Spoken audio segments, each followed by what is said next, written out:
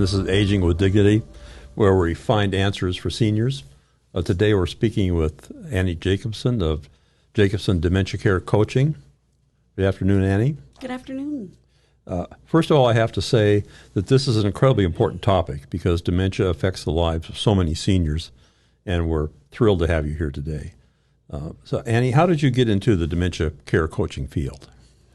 It was a very meandering route, honestly. My grandmother had dementia in my late 20s. In high school, I worked for one day in a senior community.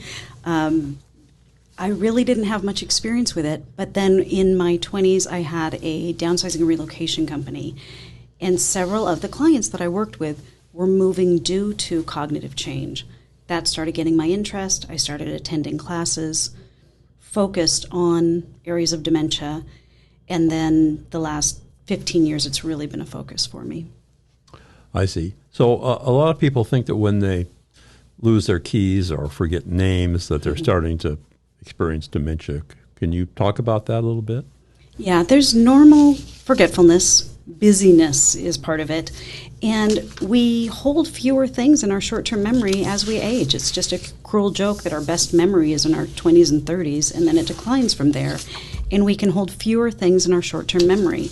So forgetting the keys, forgetting somebody's name or a street name from a story 20 years ago, that's not a sign of dementia. What you want to look for are things that are impacting your ability to live your daily life. Are you forgetting to turn off the stove with regularity? Do you look at the bread and the peanut butter and the jam and the plate and not know the first step to make a sandwich? Are you getting collections notices and you've always paid your bills on time? Or all of these things of a loved one you would want to watch as well. So there is the executive functioning, the ability to manage daily life, and your personal getting dressed, nourishment, bills, those kind of things that are a bigger picture than just forgetting where you put your keys once in a while. I see. So it sounds like if you're experiencing normal forgetfulness, don't panic. It's probably not dementia. Absolutely. Yeah. Absolutely, Ralph. Yeah, very good. So, Annie, then how do you define dementia? What are some of the symptoms to look for? Some of the symptoms to look for are that it is progressive. It does seem to be getting worse, that you have more than one functioning of your daily living that is affected. Memory is certainly the one that everybody talks about first, but also just looking at something and getting a little confused. What do I do first? Or forgetting how to use the remote control. Maybe that's a sign. People talk about getting lost on the way to the store or a place they've gone a lot of times. There are different areas of the brain that are getting damaged with dementia, so it shows up differently. But if you think about fundamentally, is it getting harder for me to function in my daily life? That's something we want to be watching. So, Annie, what are your goals when working with families with dementia? My goals personally are to help them understand what is changing chemically and structurally in the brain, why that changes their loved ones' abilities and presentation, how they show up to things, and primarily what we as the well partners can do to engage with that person better so that everybody's having less challenges, more retained connection. That's my biggest goal in the work that I do is how do I keep the love available? How do I keep people from burning out? The frustrations reduced. And with some understanding of why things are changing, a lot of times families can then have a smoother connection with one another. Even some delight and joy retained where other people think it's just going to be scary and bad from there on. I like turning that dial for people. So people should know that when someone has dementia, it's still the same person inside, but things have changed in their brain. And so do you talk to people then about how to relate to those changes and still accept the person as the one they've loved for all that time? Absolutely, absolutely. There are logic and reasoning is one of the quickest things to go, not to get too technical, but logical and reasoning go. Emotions still read very strongly. So if we can simply address that and look at the way we're engaging with somebody without, well, I told you, but instead thinking about their emotions are reading the situation more. And we do this through role play and practice while we're together. We talk through specific scenarios that are challenging. Families call me back after and say, okay, we had a blow up. And we break it down and think about, okay, what could have gone differently? And then we learn this is what in their brain is working, and we really focus on how do we work with that area of the brain that we can still access. And the burden is on the well partner. The person with dementia is doing the best they can. Their fight or flight center of their brain, they're trying to keep themselves safe without the world making as much sense to them as it used to be. I have a picture on a presentation I give of somebody with a jigsaw puzzle pieces in their hand, and their head has jigsaw puzzle pieces missing. And a couple people with early stage dementia I've talked about say this is exactly what it feels like. I know they're not there. I know they go, but I don't know where it goes. The pieces are missing. So we want to keep that person calm and safe and connected. While we're doing that, we're feeling more empathy and love for that person. So where I do the coaching, do the training, where the loved one can understand what's changing in the brain, what they can still access, it's really a lovely way to communicate as a baseline. So once people start practicing the things, everything can get a little bit easier, a little bit more pleasant.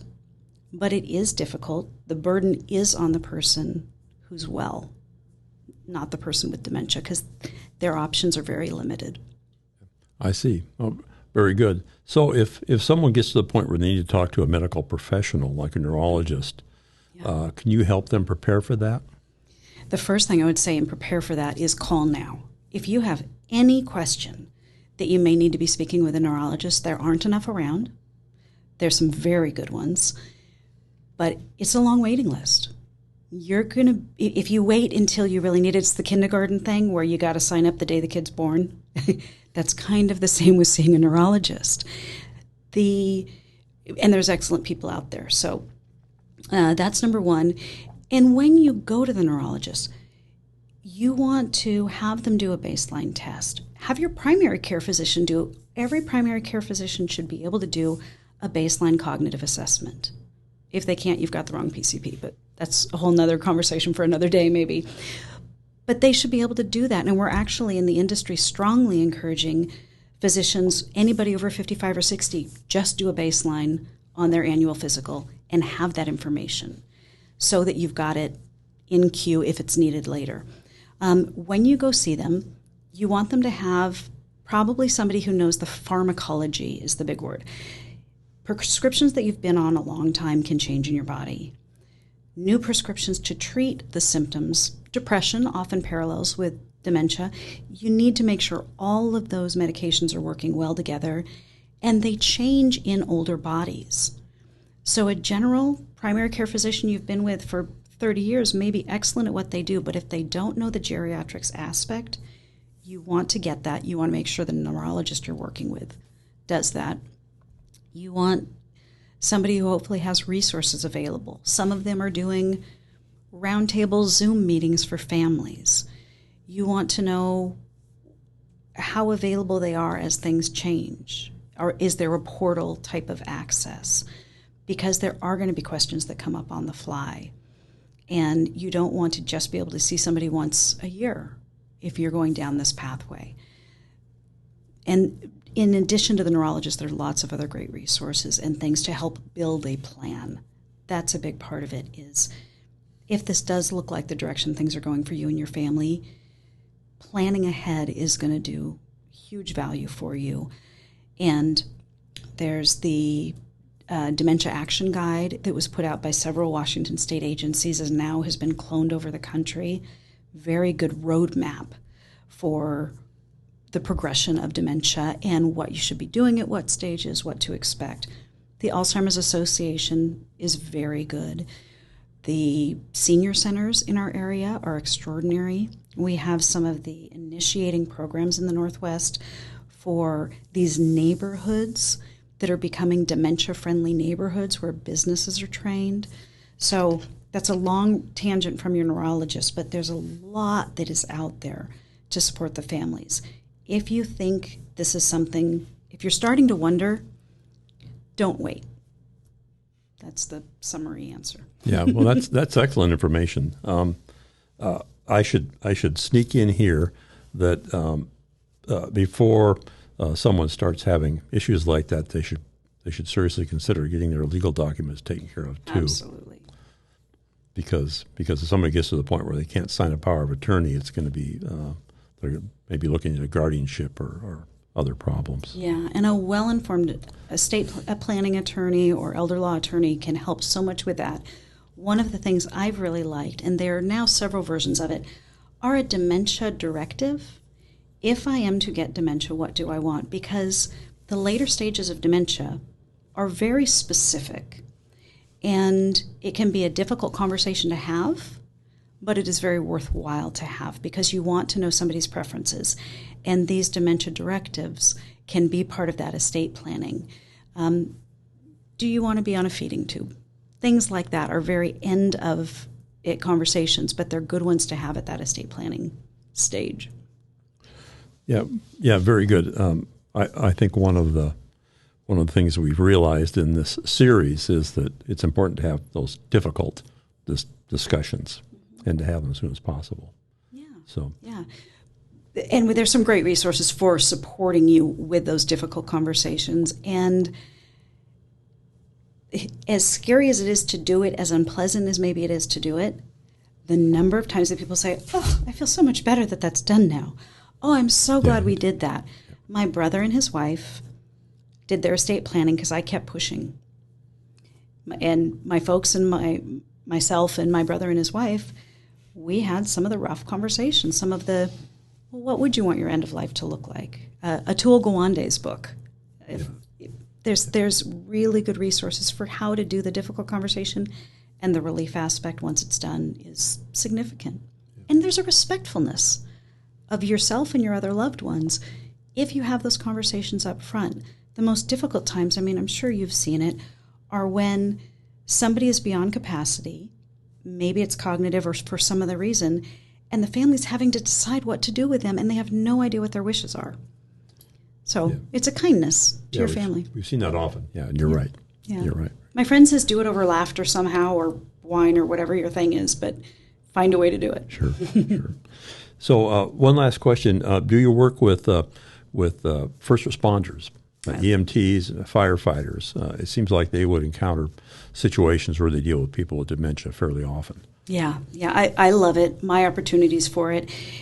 So I've both done coaching, and one thing quickly, the driving question comes up so often with dementia, okay? Yeah.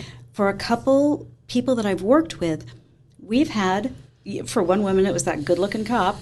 He came over, he said, hey, there's been a concern. Here's my card. We're just going to have you hold off on driving for a while.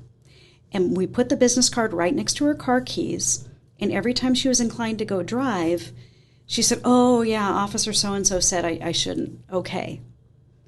And it just faded away with time. So that was wonderful. They really understood the dementia. I had another time where two officers showed up, and they were so skillful. They'd clearly had training.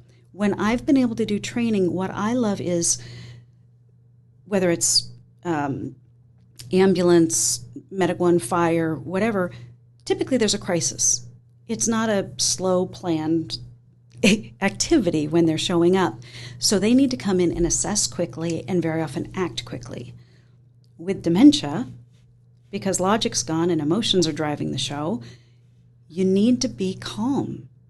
That person, for them to respond well to you, needs to feel safe, feel seen, needs to not feel like the world's happening to them, around them. That's going to trigger them and escalate fear and anxiety, and their functional abilities go down as they get scared.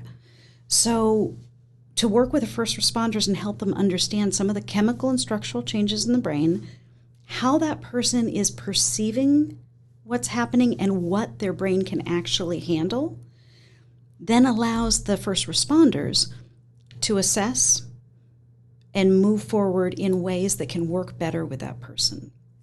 And I love seeing it. When I did a training for the Medic One first responders in I-90 once, and Guy came up to me at the end crying, big, burly firefighter guy. And he had tears in his eyes. He said, I was such a expletive yesterday. I said, what's going on? He said, well, I was scaring that out of this guy, and I didn't even know it. So he said, well, I did this and this and this. I said, hey, you did the best you knew at that moment. Now you've got some other information. What are you going to do differently next time? He's like, well, I said, fantastic. Good for you. But he just felt horrible. So the training is so needed.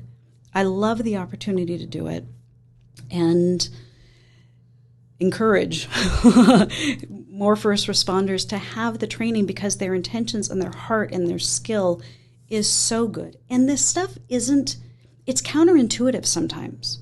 What we need to do with somebody with dementia, it's not the way we react or interact throughout our lives. We think that explaining more is a good thing. But with somebody with dementia, that's actually more debilitating than anything. So we really need to shift gears. And without that understanding, how are you going to know to do it differently? So I love it when they show up to my trainings. That's very fulfilling work. Well, that's great. Well, thank you, Annie, very much. This has been a truly enlightening conversation.